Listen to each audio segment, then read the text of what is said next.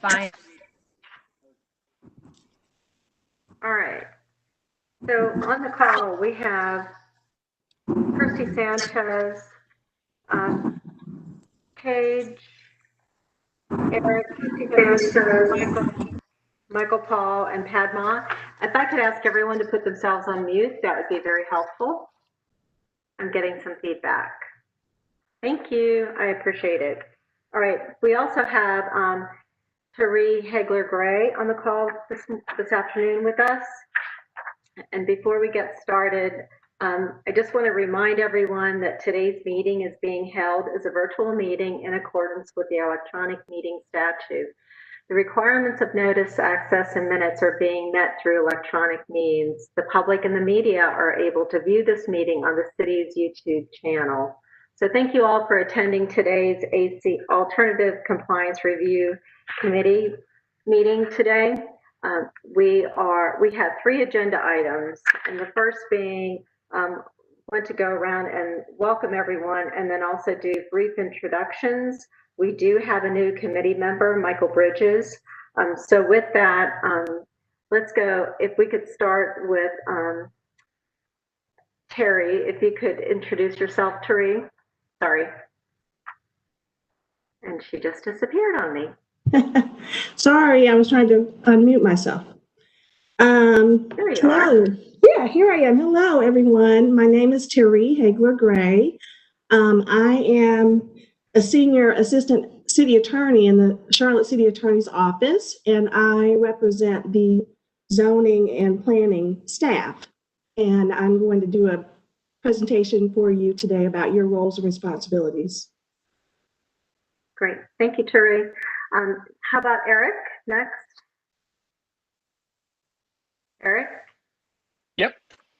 Can you hear me all? Yes, thank you. Yep. Okay, perfect. Yep. My name is Eric Severl. I am an urban designer and I live in the Noda neighborhood. I don't know if I want to share anymore or keep it brief. All right. Thank you.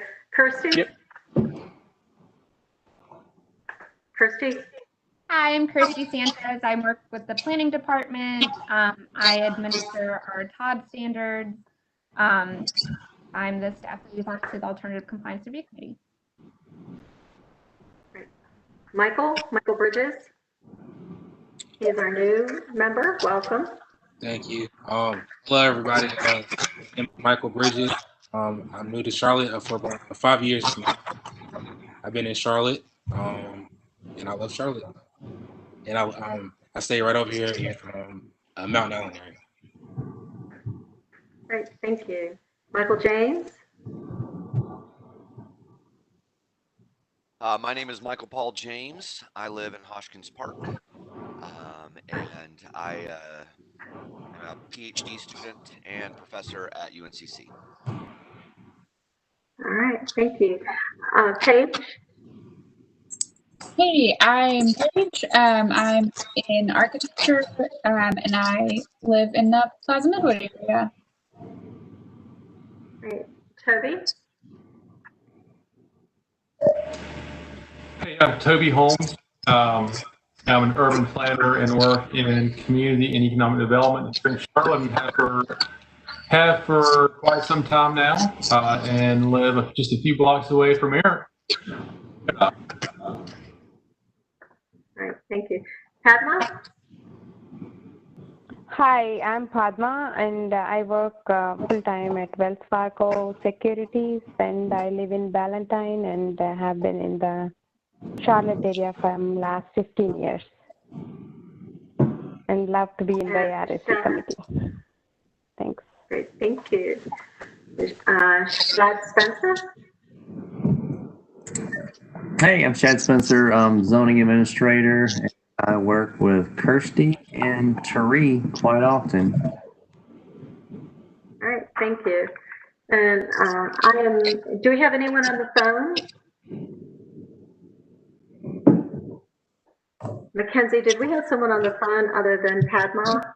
No, we don't have anyone on the phone. Okay, thank you. I'm Mary Kelly. I'm the ACRC chair, and I'll be facilitating today's meeting. I've lived in Charlotte for over 20 years and live in the South Park area. So thank you. Thank you all for joining us this afternoon. We have 2 agenda items remaining. Tari, as she mentioned, will be giving us an overview of training, and then we'll go through our rules for procedure. And then Kirsty will wrap us up with the September meeting. So Tari, I will turn it over to you, ma'am. Great. Let's see.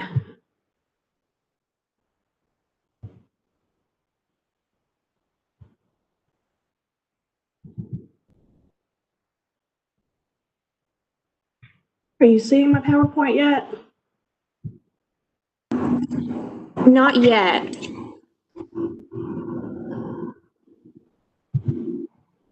Okay, so now I see the UDO webpage.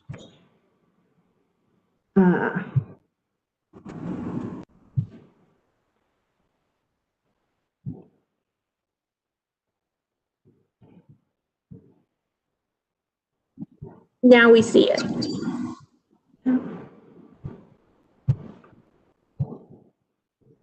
Okay.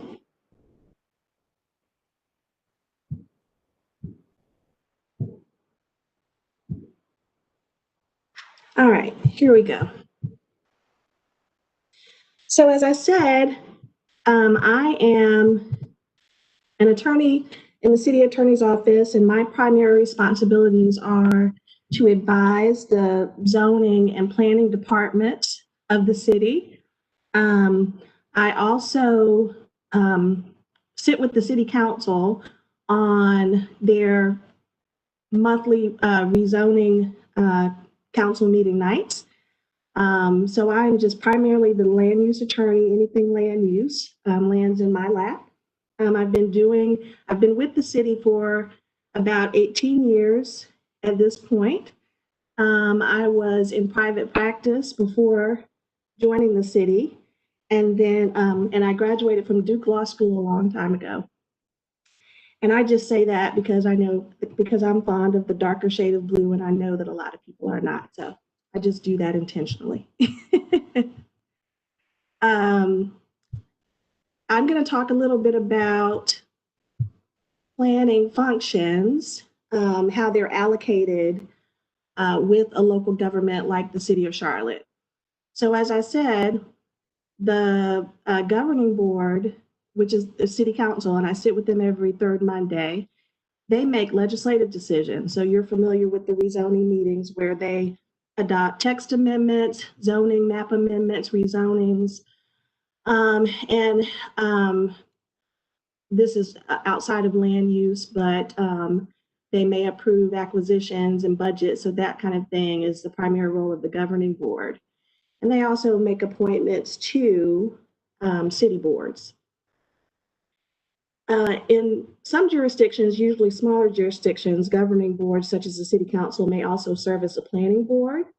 We do not have special use permits here in Charlotte, but in some cities, the city council may act as a planning board and approve plats and special use permits. We have the Planning Commission that I'm sure everyone is familiar with, and the Planning Commission is an advisory board. They make recommendations to the city council on rezonings and text amendments, and they advise the governing board on policy. And in certain cases, the planning board may also sit as a board of adjustment. The other role of boards and land use is a board of adjustment. We have a zoning board of adjustment that hears our quasi judicial decisions. So they hear appeals of decisions made by the zoning administrator and other enforcement officers in the city. And they also hear variances. We do not have special and conditional use permits here in Charlotte, but in other jurisdictions, the Board of Adjustment would also do that. Then finally, we have the planning department, which that consists of our staff, the folks that you heard from today, They make administrative decisions. Chad Spencer, the zoning administrator, makes administrative decisions, some of which sometimes get appealed to the Board of Adjustment. And the staff also issues permits and initiates enforcement and advises the manager. So I don't know how we can do this, Mackenzie, but I just wanted to know where everyone thinks that the ACRC lies in context of what we just went over, whether it's legislative, quasi-judicial, administrative, or advisory. So if anyone would like to answer the question, you can raise your hand and then Mary Kelly can call on you.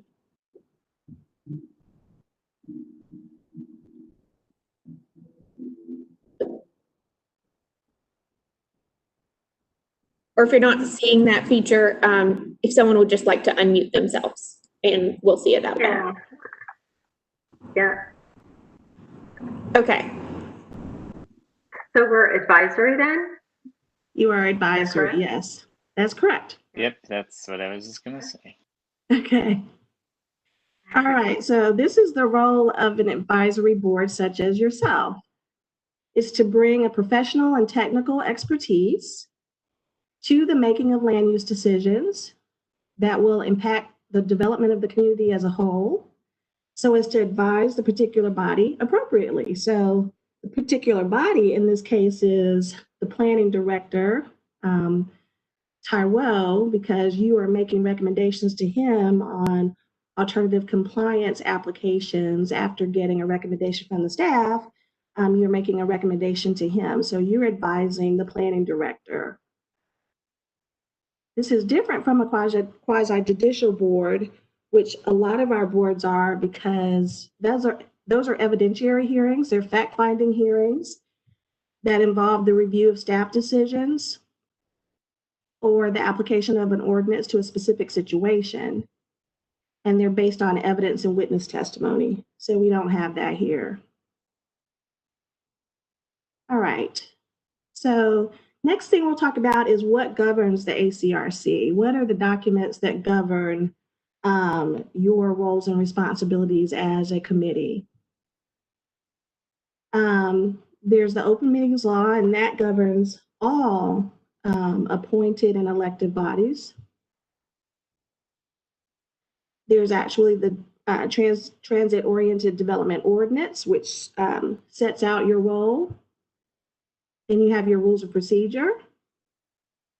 And you also have council policies that apply to you as far as your attendance and that sort of thing. So let's go to the Todd ordinance. Section 1511.2 is the alternative compliance section. It talks, and I'm sure all of you are familiar with this, but it talks about the purpose of this committee, which is to allow alternative compliance with select standards of the Todd district, to encourage the implementation of alternative and innovative design practices. And again, as I said, you make your recommendation to the planning director, and he has, excuse me, the authority to approve or deny the request, but is interested in your recommendation as experts in this area before he makes his decision. It's important to note that no standard may be waived in its entirety. So when we talk about that the role of alternative compliance is to allow for some variation, not variation, but some innovative application of the TOD regulations, it's important to look at the purpose and applicability of the TOD regs, and that's found in the first section, 15.1. And as we all know, Todd is to encourage and enable high intensity, it says, compact mixed-use urban neighborhoods near transit stations. The goal being so people can live, work, shop, and dine while enjoying their mobility choices close by. We are trying to get away from autocentric uses in the TOD districts. And they should be quarters that have been identified as appropriate for transit-oriented or supportive or mixed development, as stated in the city's adopted future land use plans. The goals of the TOD district, I won't read them all to you. You can look at them, but they're in the zoning ordinance. But they are things that you should review as you are reviewing petitions or applications, rather, because you want to make sure that whatever innovative designs are staying true to the goals of the TOD district. So going to your role as a committee, your rules of procedure, which are one of the other governing documents, states a number of things about how your meetings should be conducted, when they should be conducted, and I think you all are reviewing that later, and I won't go into detail about your rules of procedure. That you can read them for yourselves. But one aspect of it is very important for any board or committee member, and that's conflict of interest. So conflict of interest, what is it? It's a situation where your duty to act in the public interest clashes with your inclination to advance your personal interest. And this is straight from David Owen's book, Conflicts of Interest in Land Use Management. Dave Owens is he just retired from the School of Government, but he is the guru in land use. And I think that he has a great definition, just succinctly tell you what a conflict of interest is. So that's in general what a conflict of interest is. And then as an appointed committee member for the city of Charlotte, there is a code of ethics policy that applies to you. And it states that any member who has an interest in an action coming from the board or the committee in which you are a part shall, that means you must, publicly disclose the interest and shall completely withdraw from any consideration of that particular application. And we'll delve into a little bit what a conflict of interest means, but this is the impact of it when you determine that, or when your fellow committee members determine that you do have a conflict of interest. This has been in the news a little bit lately, this particular phrase, but interest means direct or indirect pecuniary or material benefit as a result of a contract or transaction in which you may be a part. So that's very broad. So we really get to narrow it down in the rules of procedure that govern most boards, and yours is no exception. So in your rules of procedure, in paragraph 5, you have a conflict of interest section, and it states out specifically what is considered to be a conflict of interest for your committee. Again, if you are impacted financially, either directly or indirectly from the matter, which this one is a little particular or peculiar to you, if you own property that is within 300 feet of the property that's the subject of the application, if you have a familial or personal relationship with the applicant that you believe will color your judgment, or if you work for any business entity that contributed to the subject of the application. So anytime you get an application from the staff, please make every effort to review the application far in advance of the meeting so that you can know who the particular parties are and determine if you think that there may be a conflict of interest, because if you do think there's a conflict of interest that would excuse you or recuse you from participating in the matter, you would want to let Kirsty know as soon as possible. So moving on from the rules of procedure and conflict of interest, we have your city attendance and reappointment policy. So you should attend 60% of all your regular, special, and assigned committee meetings. And you have to attend 50% of the meeting in order to be counted as present. If you want to be reappointed, and you have to attend at least 75% of the regular, special, or assigned meetings.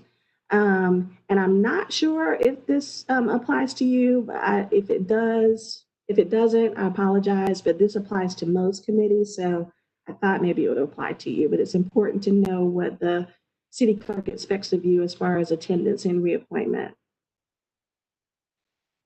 So the next section that we'll talk about, the other governing set of statutes for you is the open meetings law. It's in section 143 of our general statutes.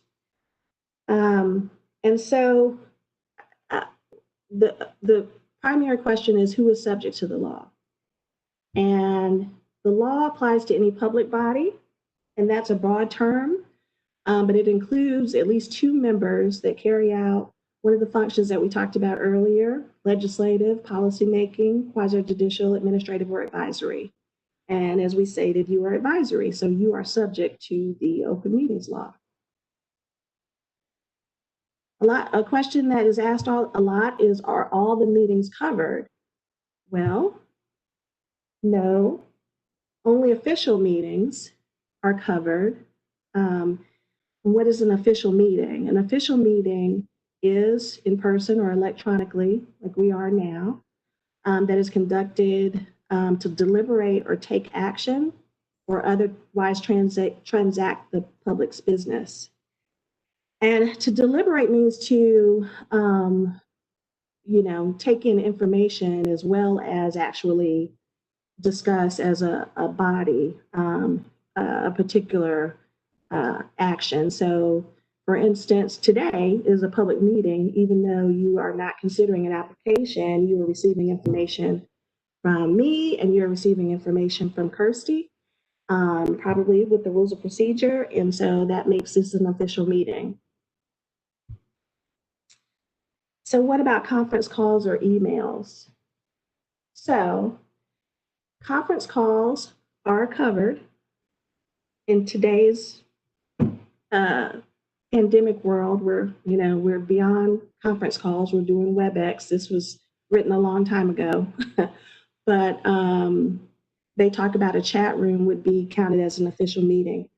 But why this is important too, especially the emails, is you have to be careful with communicating with each other as a body via email. It's okay if someone wants to send an email, but if someone responds and they reply all and start basically what is considered a conversation, then that could constitute an official meeting. And any official meeting has to be noticed and has to be available to the public. So workshop meetings, agenda meetings, and work sessions, again, this is sort of what we're doing today. And yes, these are meetings. So you are taking in information, should be open to the public. So if someone wanted to, so this meeting would have been noticed by Kirsty. We're in this WebEx platform, but if someone wanted to, first of all, it's being live streamed on YouTube, and we'll talk a little bit about remote meetings in just a bit, but it's available for the public to view. And also if someone wanted to dial in, they should be able to dial in and participate that way. So can a majority of your board gather informally or socially without constituting an official meeting? So social gatherings are allowed. So if you all found yourselves at the same party, that would probably be fine. Try not to all get together and discuss alternative compliance if you're at the same party. Let's hope you don't do that. But if you take meals together, that's a fine line, because we can't tell if you're talking business or not. So the tip is to stay under your quorum for any gatherings. So Mary, can your board chairman meet individually and privately with each member to discuss a public matter? So the answer is yes.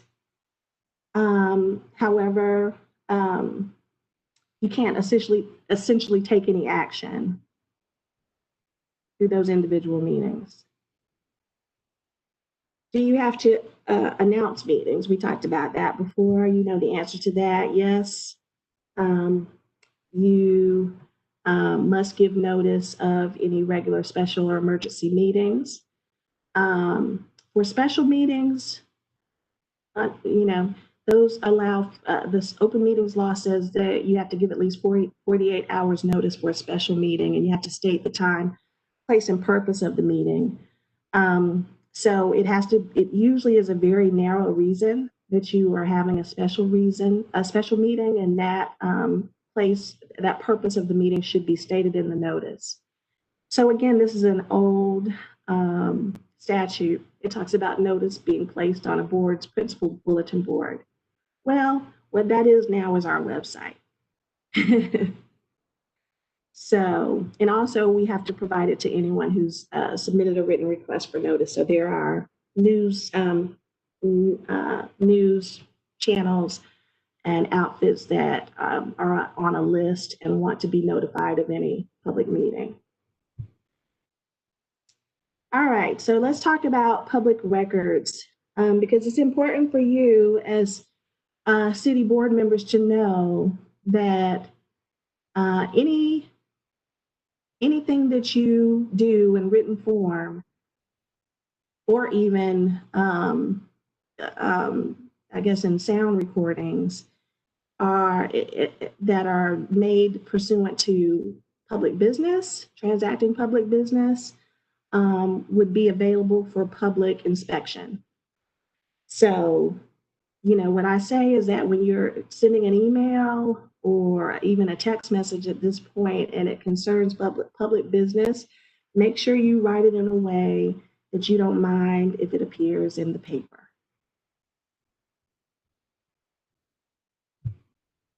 All right, the last thing I'll talk about is remote meetings. So that's something this is new. There was in the open meetings law, there was a possibility, as you saw, for conference calls and electronic meetings, but it was kind of a gray area as to, how they were allowed. What the pandemic has done is require the legislature to clarify the process around remote meetings. Now, as you'll see, this may not be something permanent because it's remote meetings during the certain declarations of emergency. So this was passed in May while we were under the governor's order, and we're still under the governor's order, but it was so that we could continue to have these type of meetings remotely because we could not gather more than 10 persons together in a room. So the things that are important to realize, as Mary read in her introduction, proper notice has to be given under this statute and under the open meeting statute for remote meetings. And then just a little bit about simultaneous communication. So I really think it's best for the public to be able to see council members, board members, if at all possible. Sometimes you can't be physically seen, but if you were in the government center at a meeting, you'd be sitting there and the public could see you. So we're trying to simulate an actual physical meeting as much as possible. And if you can't be seen, you need to make sure that you identify yourself before the roll is taken or the meeting commences, as Mackenzie was trying to verify who was present before we started the meeting. That's very important. It's also important for the minutes of this meeting.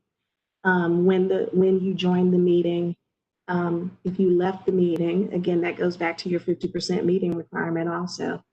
But you should also, if you can't be seen, you should announce yourself prior to participating in deliberations if you have a point to make or you want to ask a question, and especially prior to voting. But if at all possible, you should try to make yourself visible on the screen.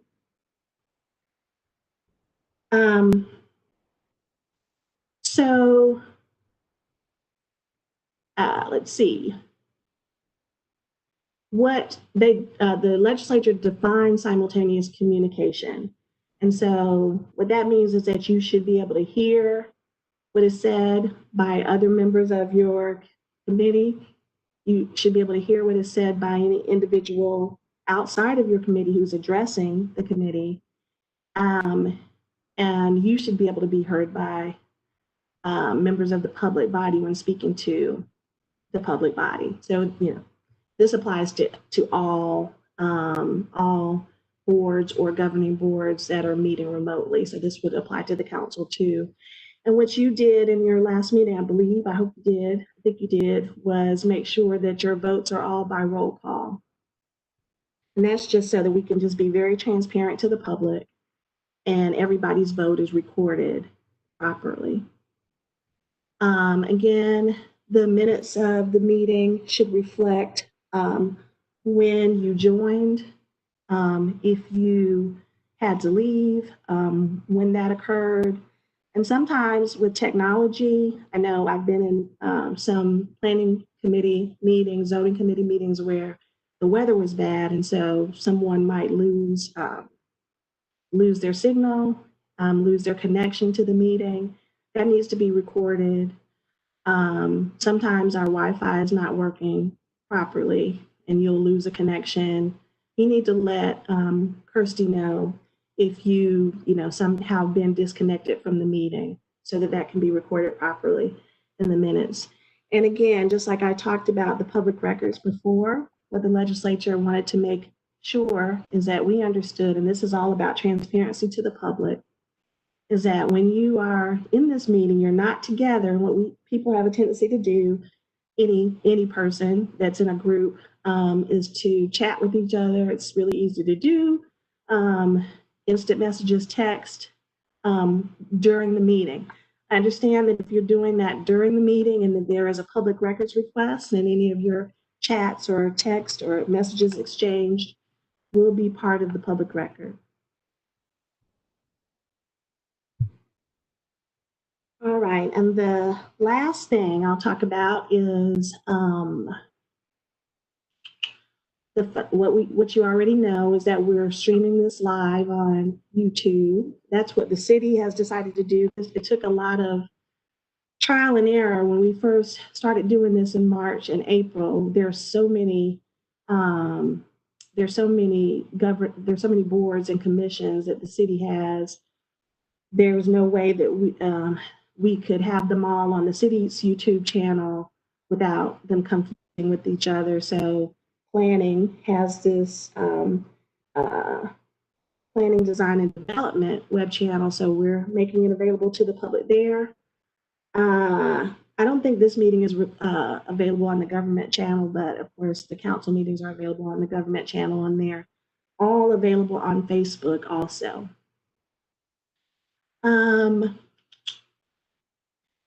Your quorum, any member participating by simultaneous communication, you're counted as present for the quorum.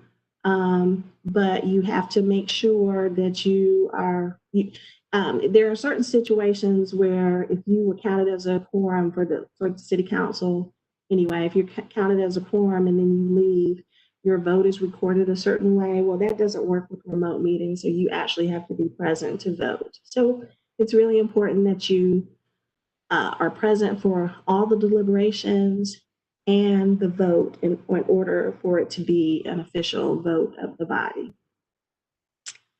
And that is all I have. I'll take any questions.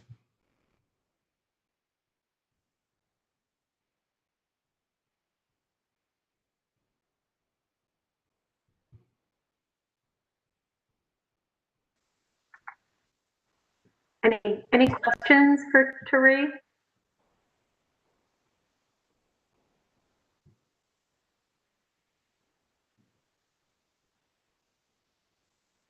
I think we're going to let you off. Oh, there's Eric. He has one. Yeah.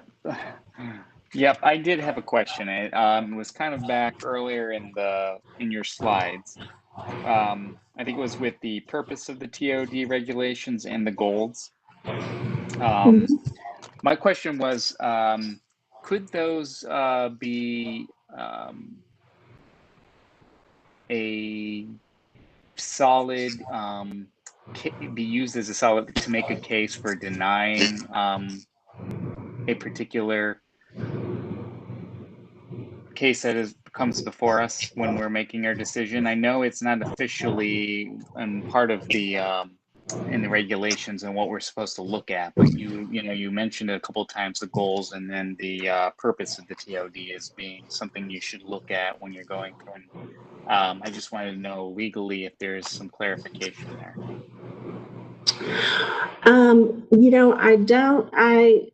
I did not add the entire section, but of your alternative compliance, the 15.11, but there are some very specific, I guess what you would call criteria that are listed in that section.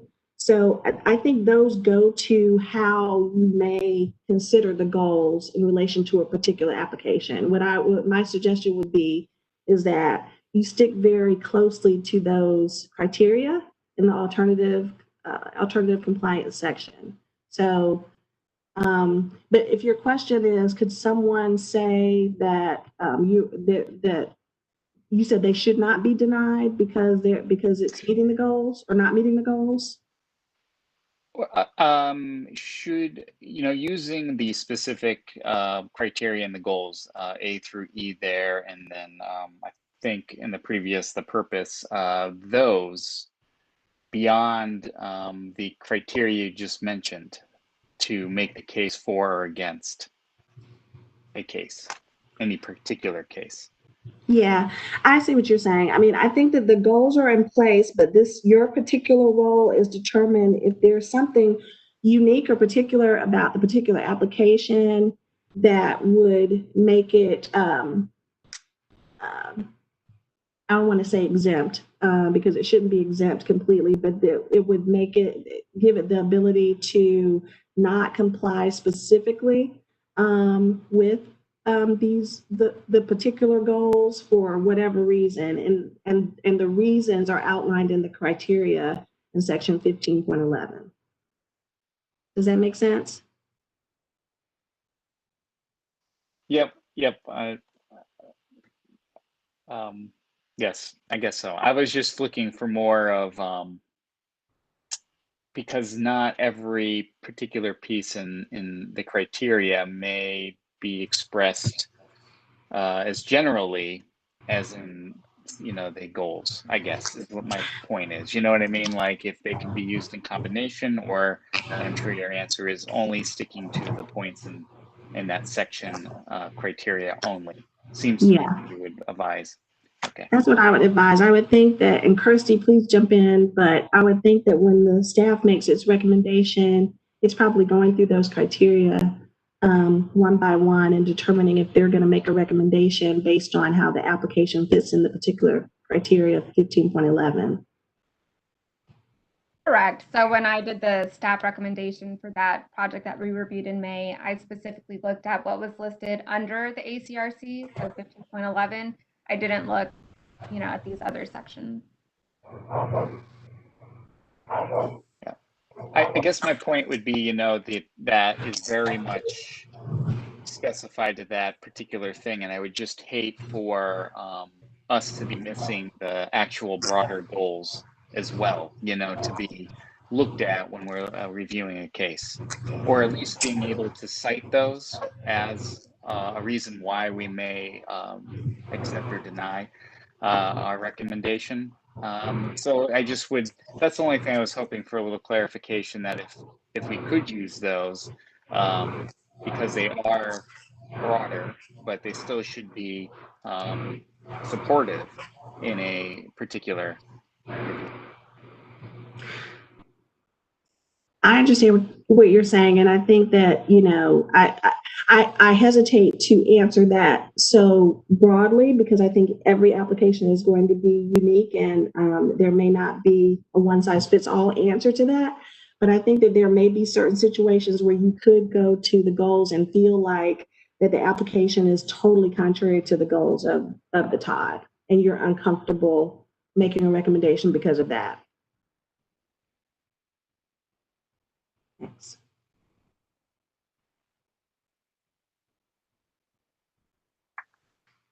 Other questions for Therese? Looking, wave your hand if you have one.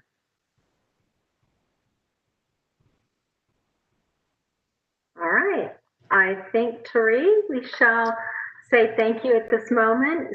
Thank you for your time and your education. We really appreciate it. And I'm sure we'll be calling on you for future advice. Thank you. You're welcome to do that. You're welcome. All right. So I'd like to move on to the second agenda item, the third agenda item before I do, which is walking through the rules for procedure. It is a 4-page document. Does anyone need to take a minute recess to get water or take a bathroom break? If you do, wave your hand. Okay, if not, then we're going to dive right into this. And Kirsty, are you going to bring up on the screen the rules for procedure? Yes, let me see.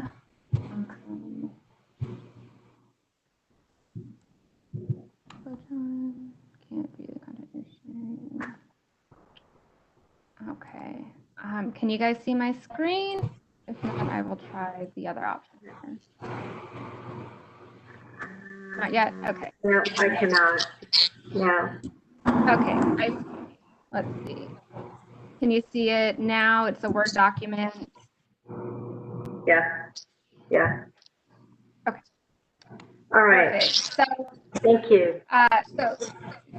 So basically what I'm going to do today is we're just going to this. Hopefully you guys had a chance to review this.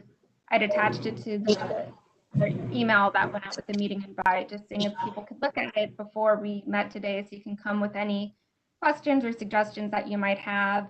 But we're just going to go through it section by section, and I only have one minor recommended edit at the very end, so we'll get to that at the end.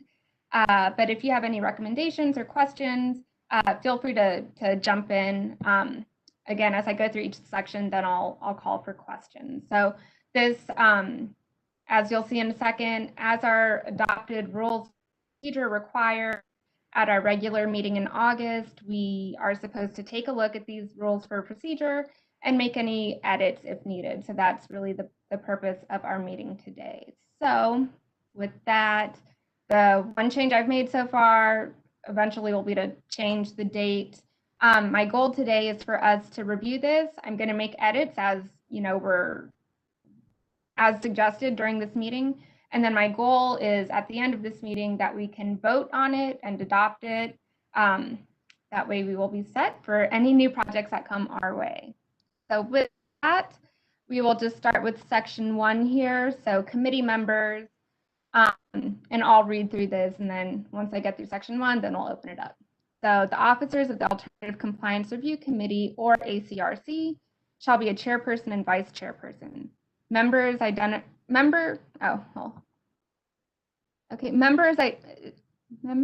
sorry, it's freezing over here. Member is defined as both regular and alternate members, herein referred to as staff is defined as assigned employees by the City of Charlotte Planning, Design, and Development Department. Committee is defined as all voting members, both regular and alternate. The chairperson shall preside at all meetings and have the right to make recommendations on applications for alternative compliance, call special meetings, and request the continuation of a meeting past the 8 p.m. adjournment. The chairperson shall also have the right to meet with the Planning, Design, and Development Director in the event that the committee's recommendation conflicts with staff's recommendation. The vice chairperson shall preside at meetings in the absence of the chairperson and shall have all the rights and duties of the chairperson as listed above. At the regular meeting in June, the ACRC shall elect officers for a term of officers shall take office the following July 1st. If an office becomes vacant during the term, the ACRC shall elect one of its members to serve the remaining portion of the unexpired term. Officers shall be eligible for re-election. At the regular meeting in August, shall review the Alternative Compliance Review Committee rules of procedure and have the opportunity to propose and approve revisions. And then new members must complete the ACRC orientation and oath of office before providing a recommendation at ACRC meetings. So that's section 1. We'll open it up. Does anyone have any questions or recommendations for revisions here? I have a minor recommendation. If for some reason Dr. Walters and Ms. Kelly cannot make it to the same meeting, we have no provision for that. Right. I want to say, I'm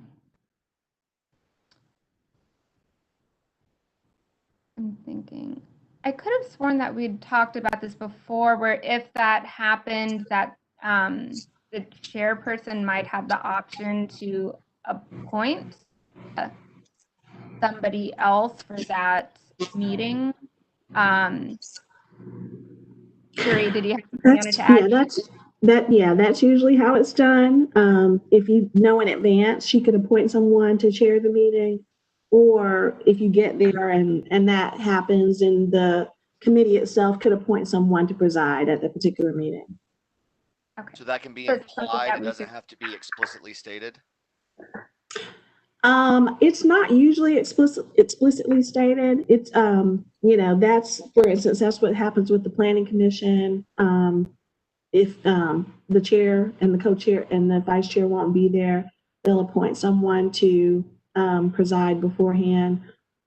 So I don't think it has to be in there. If you'd like for it to be in there, we can get some language for you, but I don't think it needs to be that explicit.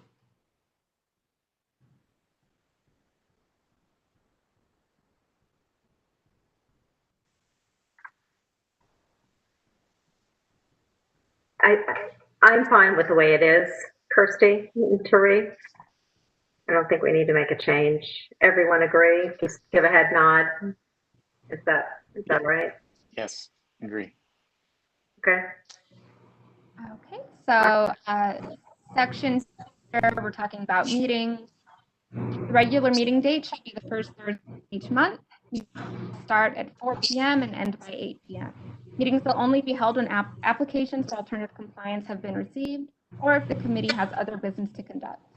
Alternates shall attend all meetings and have the right to participate in discussion, but will only make a recommendation when needed to replace a regular member. Any questions or recommendations for changes here?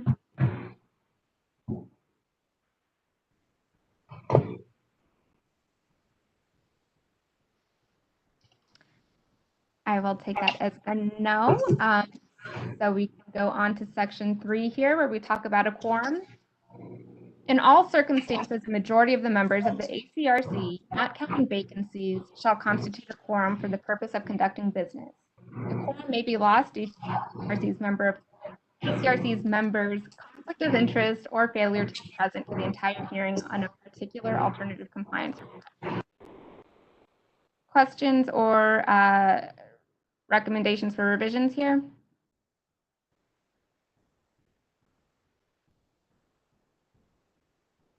Okay, so we'll go on to attendance. The ACRC attendance policy shall be the same as the City Council's attendance policy for boards and commissions. Members are required to attend 65% of all regular and special meetings from the time their term begins until the end of the calendar year, and each subsequent calendar year thereafter. Members must attend 50% of each meeting in order to be counted present. Members may not miss 3 consecutive regular meetings. If a member to meet either of the 2 requirements above, they'll automatically be removed from the board per the City Council's policy. All members leaving prior to adjournment shall be excused by a vote of the committee. And then if a member leaves without being excused, the vote shall count in the affirmative. Any questions, recommended edits here?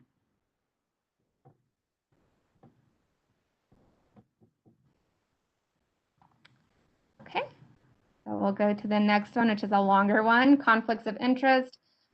With this section, I'll stop at D, so we can do A through D first and then the others, just because it is a larger section. So A, no member shall make a recommendation on or participate in the consideration of a matter in which he or she has a conflict of interest or has the appearance of a conflict of interest. For the purpose of this section and by way of illustration, but not limitation, a member has a conflict of interest if they may be impacted financially, either directly or indirectly, from a decision on the pending matter. If they own or lease property that's within 300 feet of the property that's the subject of an application. If they have a familial or personal relationship with the applicant, that's the type that may color their judgment. Or if the member works for any business entity that contributed to the subject of the application. B, to this end, a member shall not communicate a predisposition on any application prior to the consideration of the application at an ACRC meeting. C, a member that has a conflict of interest or believes that he or she may have a conflict of interest shall contact the ACRC staff liaison before the scheduled meeting to ensure that a quorum can be met. D, a member who determines that he or she has a conflict of interest shall declare the existence and nature of the conflict prior to consideration of the matter and shall be excused from discussion and voting on the application. So does anyone have any questions or recommendations for items A through D?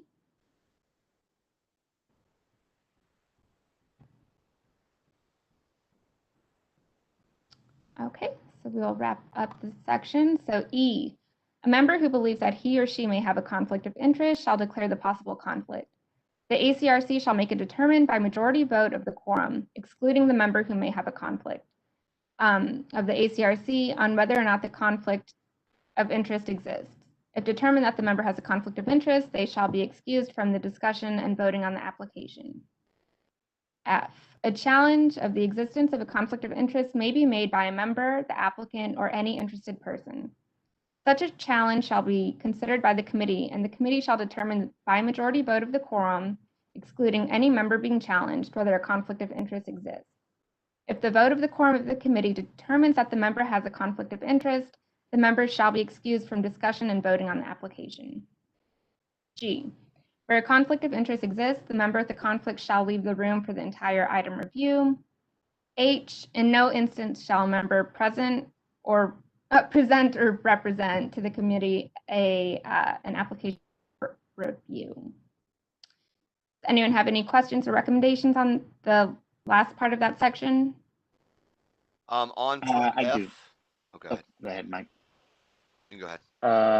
I was just going to mention mine was considering we're virtual meetings, how are we going to handle a member being leaving? And is it signing off completely and then signing back on, or what is the acceptable situation for that? And does that need to be even in here, or I'm just curious in terms of that. Right. Cherie, do you have any recommendation on this? So this actually came up when we were working on the bylaws as to whether or not someone would even need to leave the room, just wouldn't participate in the discussion and vote. Do you have any recommendations on how we could address that?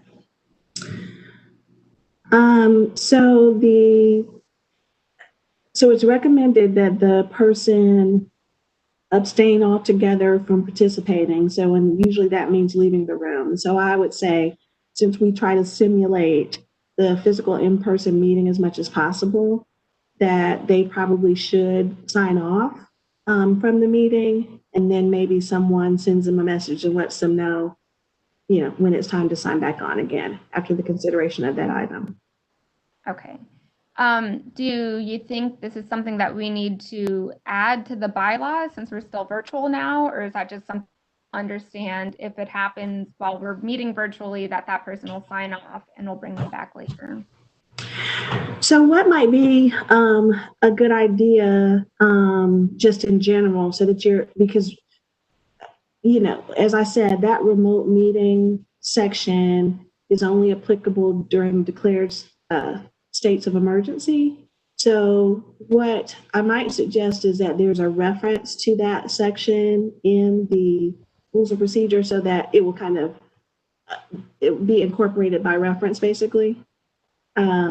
And that way you wouldn't have to go through and address all that's in that remote meeting statute. But when you are conducting a remote meeting, we don't know how long we'll have to do this, but for the next couple of months, it will be clear that that's what applies. But I don't know if you need to actually put it in your rules of procedure, since this may not be a permanent thing. Okay. And I can help you with that, Kirsty. Okay, perfect. Okay, so we'll work on that one, Eric. Michael, Paul James, were you the other member that had a question? It was along the same lines. Okay. Okay, so I'll work with Three on the language for that, and we'll get that added in here. So moving on to the next section here, we have recommendations. A member shall not make a recommendation on an application for alternative compliance if the member has been excused for a conflict of interest or is not present for the entire hearing.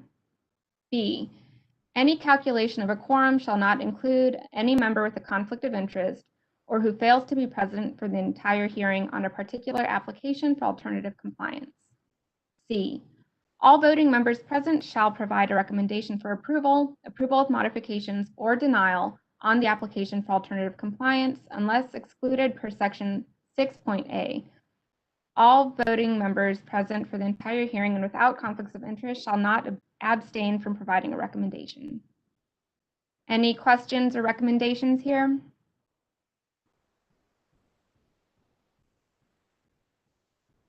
Okay, so we'll go on to section 7 here. This is on the application submission procedures. Applicants seeking alternative compliance shall consult with ACRC staff prior to submission of materials outlined in section 7.b. The applicant shall be responsible for providing all necessary materials to meet the requirements of this section. A written request to the PD&D director for alternative compliance is required. The request must identify the standard eligible for alternative compliance and must provide a clear explanation of the alternative proposed. Supporting materials should include, but are not limited to, site plans, landscape plans, building elevations, renderings, photo simulations, height plane diagrams, photos of adjacent properties, and any other contextual information that supports the request for alternative compliance.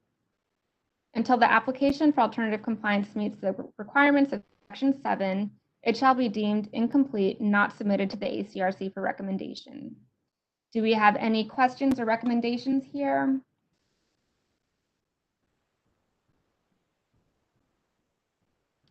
I actually have a recommended edit here. So what I'm recommending is taking out that a written request is submitted to the director and changing that to the ACRC staff liaison.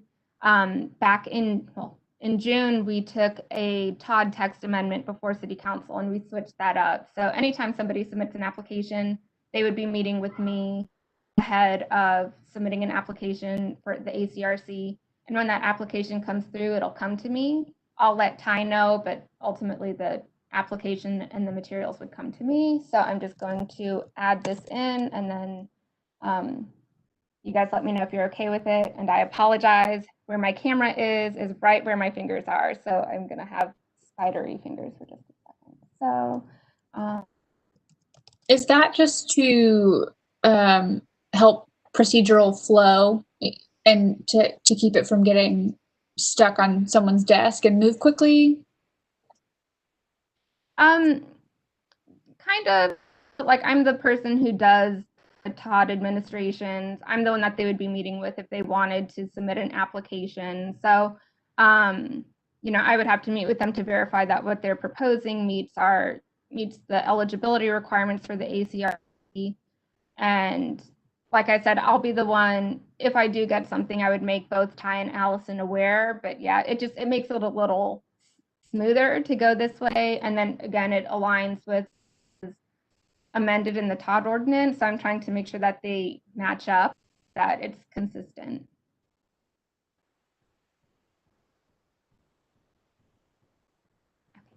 Does anyone have any questions, or does anyone not agree with that change?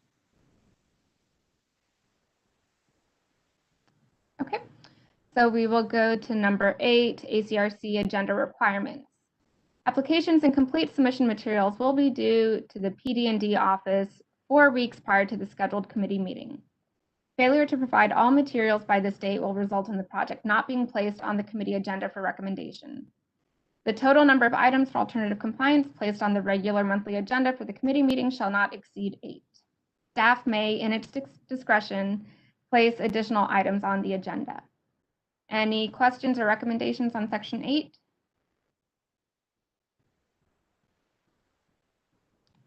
Okay, we are almost there, you guys. Oh, did I hear someone?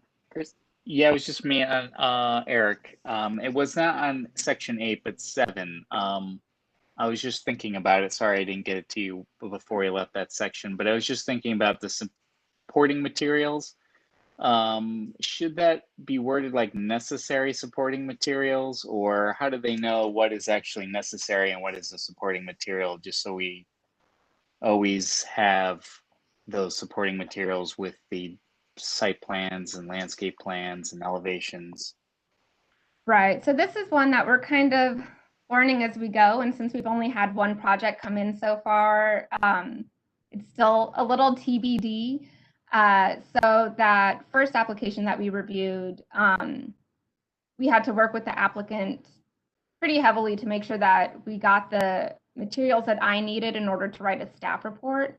But ultimately, I think the reason that we left the wording like this was because it's up to the applicant to really make a case for why their project should receive alternative compliance. And so that's why we kind of left it a little more open so that they're in control of the amount of detail that they want to give us, the level of, detail with the exhibits.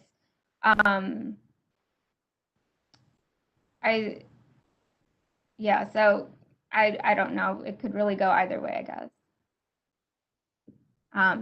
If you guys have suggestions, we can certainly take them. But I feel like each project might be a little different based on what the request is. So if someone's coming in, to get requesting alternative compliance on minimum building height, we might need a landscape plan for that. We were trying to make sure that we weren't, I think, asking too much. Yeah, Kirsty, if I could jump in. We had significant discussion on this when we were writing these, and I think the wording that we came up to, everyone felt comfortable with because we had listed out what we thought they might need, and we left it general enough so that it could cover all of the different possibilities without constraining anyone.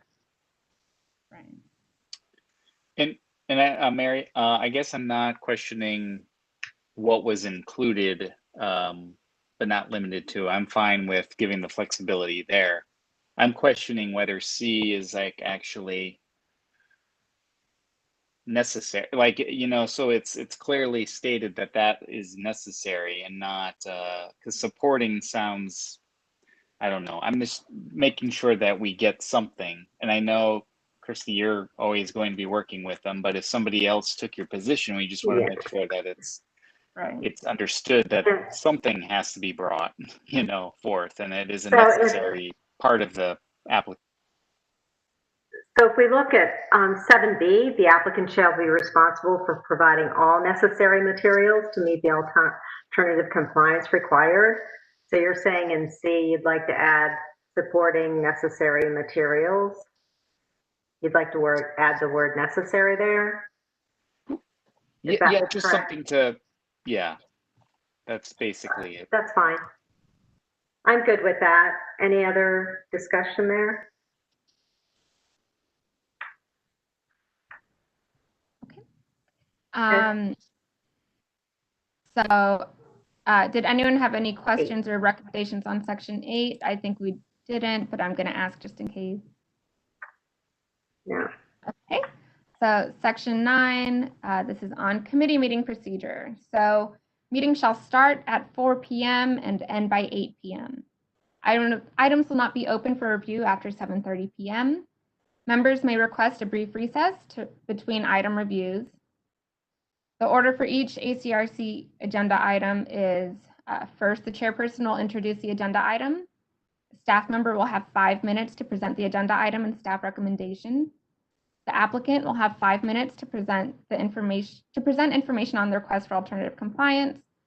The chairperson will open the public comment period and invite other parties wishing to speak on the agenda to provide input. The public comment period will be limited to 5 minutes of discussion in support of the request and 5 minutes of discussion in opposition of the request. The chairperson will then close the public comment period. Members may question the applicant and/or staff on the request. Staff and the applicant will be given the opportunity for rebuttal and final comments. We might as well just take out that then, right? Okay. The chairperson shall close the agenda item for discussion and deliberation. A member may request the agenda item to be reopened for further questioning. The committee will craft a recommendation for approval with modifications or denial, and then a final vote on the recommendation by the committee will close the meeting. Anyone have any questions or recommendations? Do we need to, instead of say close the meeting, close the agenda item? Yeah, I was just thinking that too. Okay.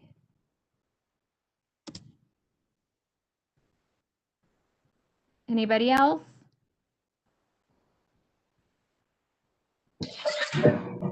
Kirsty, I was just wondering about the end time. Was there a particular reason that you are setting the end time? You just don't want to go past 8 o'clock? So when we held our very first ACRC meeting, I think that meeting started at either 5 or Started at 6. It was 6. And so that day, I don't think that we left the building until almost 10 o'clock. And part of the reason, we moved the meeting up, and then we're just trying to keep an end time to it. I don't know if we need to or if we should. Do you have any recommendation on that? No, I had never seen that. I mean, I know that for the council, they have a policy that they won't go past 10 o'clock, but they will go past 10 o'clock if they elect to. I'm not sure if you put in your rules of procedure this way. I mean, these are not bylaws, so they're rules of procedure, so you don't have to, it's not to me like a bylaw where you don't have any recourse but to abide by it. But it is saying that you will definitely end at 8 o'clock. You could be in the middle of an application at that time. Of course, you can always continue the meeting, and I would recommend that it be a continuance, so that you don't have to renotice everything. That was just interesting to me. I don't want you to. I'm always hesitant about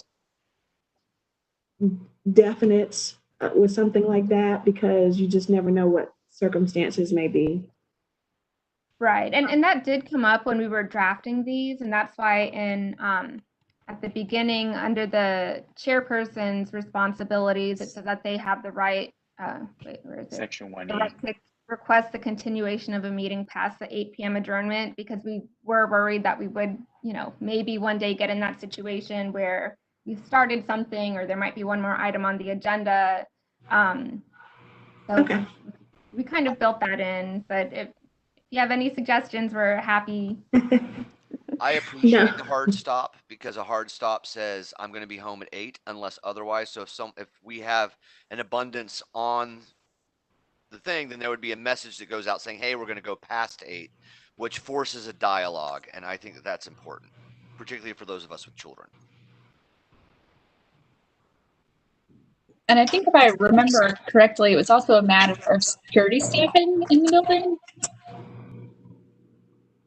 Yeah, so we did change start to 4, because I think starting at 6, the doors automatically locked, so we were having to it was more complicated to have you guys come in through the side door, make sure if the public was coming that they were coming through the side door, especially because we didn't know who from the public would be coming. So That's why we bumped up the time to 4. And then again, we wanted a cap on the end time. And hopefully we will never have that many cases coming before us. That would make us stay until 8. The TOD standards have been in place for a year and 4 months, and so far we've only had 1 case come through. So hopefully these will be few and far between. Well, I'll just say that every other board, especially the HGC, that they'll be jealous of you all, and maybe they may have to adopt these same kind of rules. But we'll see how it works. I mean, I'm intrigued, so I'm curious to see how it works for you. But I understand the rationale. Right. So does anyone else have any questions or recommendations on this section? Okay, so we've got Kirsty, wait. Kirsty, on that last change, a final vote on the recommendation by the committee will close. Should we say the application? We said the agenda item because we said agenda item because there would be a possibility that a project, we could get one application with multiple requests. And so we wanted to keep it an agenda item. All right, that's fair. Thank you. Okay, so moving on to the last section here. Final decision on application for alternative compliance. Staff will forward the committee's recommendation to the PD&D director within 5 business days of the committee meeting. In the event that the committee's recommendation conflicts with staff's, the chairperson has the right to meet with the PD&D director to discuss the committee's recommendation. The PD&D director may approve with modification, or deny the application in consideration of the committee's recommendation. If alternative compliance is denied by the PD&D director, nothing precludes the applicant from pursuing alternative options through, and then I added in here, filing an appeal with the Zoning Board of Adjustment, rezoning to TOD EX, or from submitting a new request for alternative compliance. And again, the only reason I added that language in here was because we clarified it with that TOD text amendment that we just took through in June. So I'm just trying to make sure that our wording is consistent here. Does anyone have any questions or recommendations here?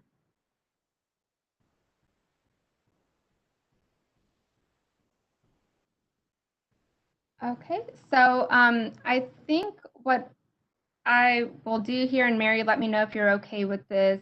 We'll go through and review and adopt the changes, and then I will work with Cherie separately on language for adding a reference to those open meeting rules for procedure. Right. And then at our next meeting, we can review whatever language we come up with and readopt the policies. But this way we can at least get this taken care of now, and we can handle the rest.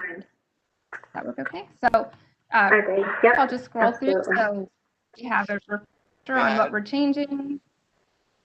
Go ahead. Just one note on 10D, pursuing should have a U after the S.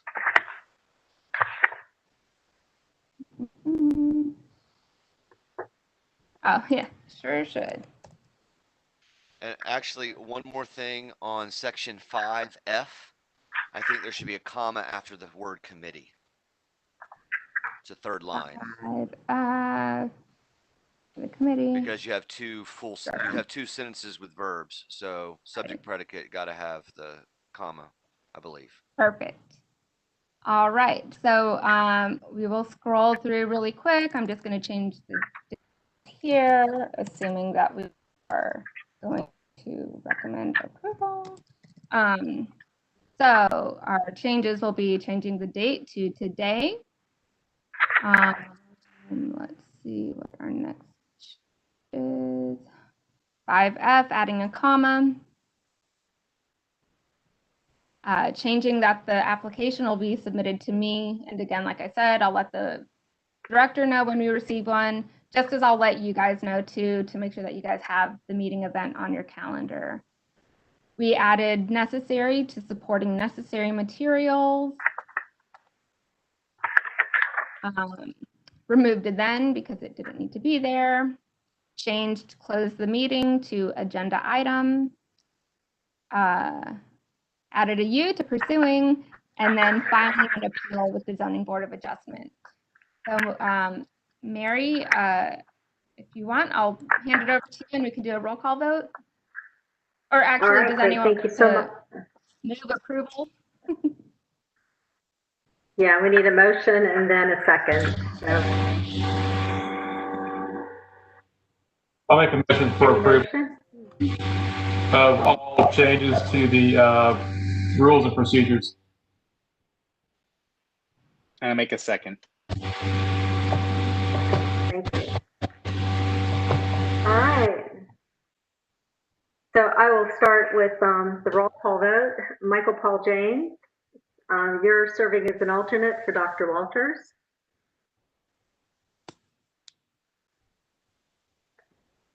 Michael Paul James. Michael. Yes. Thank you. Michael Bridges. Yes. Thank you. Toby Holmes. Yes. Eric Zaverill. Yes. Paige Case. Yes. Yes.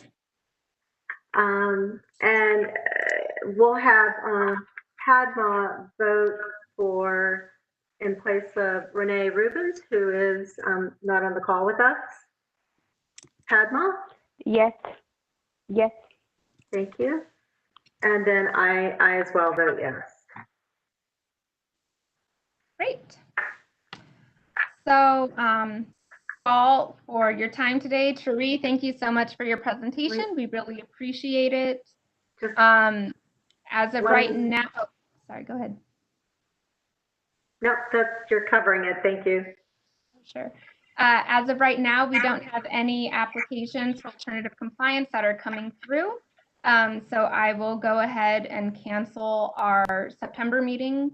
And then whenever we do have a meeting coming up, then as I mentioned, I'll bring up whatever additional language Therese and I come up with to these rules for procedure. But other than that, does anyone have any questions or anything they'd like to share with the group?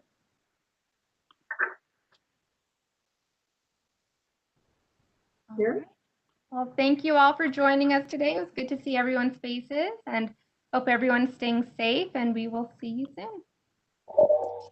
Thanks, everyone. Stay healthy. Take care. You have a great night. Thank you. Thank Bye. you. Bye-bye, everyone.